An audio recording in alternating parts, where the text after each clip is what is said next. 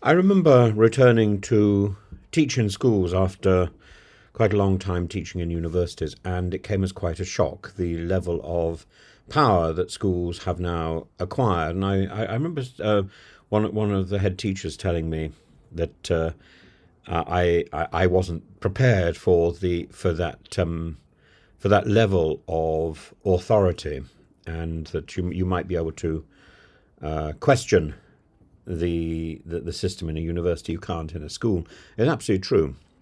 The old maxim, power corrupts and absolute power corrupts absolutely.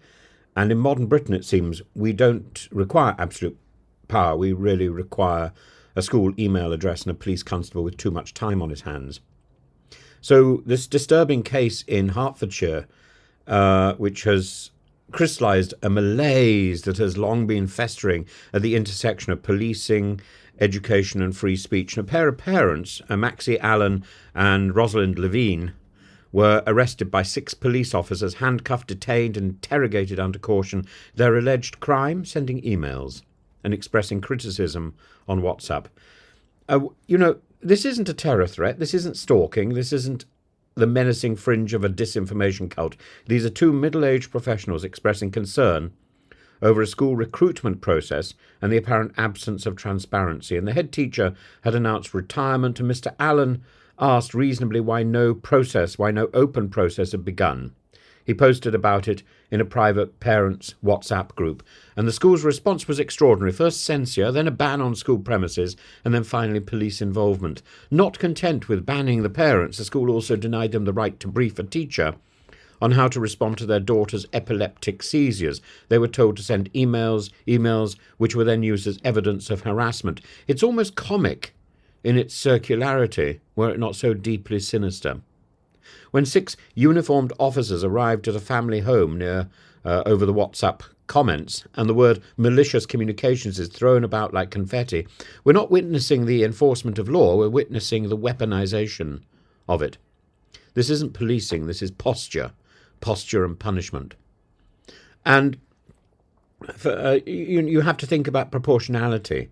Hertfordshire police sent 6 officers, 6, to arrest parents over email volume. Meanwhile, in Boreham Wood, where this unfolded, violent crime is on the rise, shoplifting is epidemic, it's endemic, and anti-social behaviour remains rampant, and one wonders how many officers could be deployed to prevent a mugging, to intervene in domestic abuse, to secure a high street reeling from retail theft. Instead, they were dispatched as foot soldiers of bureaucratic fragility because a head teacher took offence. Even worse, an officer reportedly warned a local councillor, Michelle Vince, that she herself could become a suspect merely for advocating on behalf of those parents, that she should forward a harassment warning to others, including Sir Oliver Dowden, the MP. This is Britain.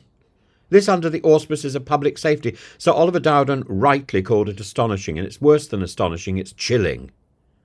It reveals something deeply dysfunctional in the culture of school governance. That a school could escalate a legitimate parental concern to the police suggests not a problem of process but of power. All these P's. And as in any playground where bullying is uncovered among the children in the playground, one is wise to check the staff room, because the bullying which is there is also there. Authority misused begets a culture of institutionalized intimidation, and the children pick it up first. This wasn't a safeguarding issue, this was a safeguarding failure. A neurodivergent child was left without adequate parental liaison because her mother had called the acting head a control freak on WhatsApp. Is that impolite? Perhaps. Is it criminal? Absolutely not. Yet here we are. Police bail, fingerprints, a public relations mess, and very real human toll. Alan now shudders at the sight of a police car. Levine begged not to be cuffed in front of her toddler. The phrase Kafkaesque has been used so often it's almost cliché. But if the shoe fits, and in this case it does, it should just be booted out. This is I can't think of any more shoe images. It's a shoo-in for offence, for for a misuse of police time, for a misuse of authority.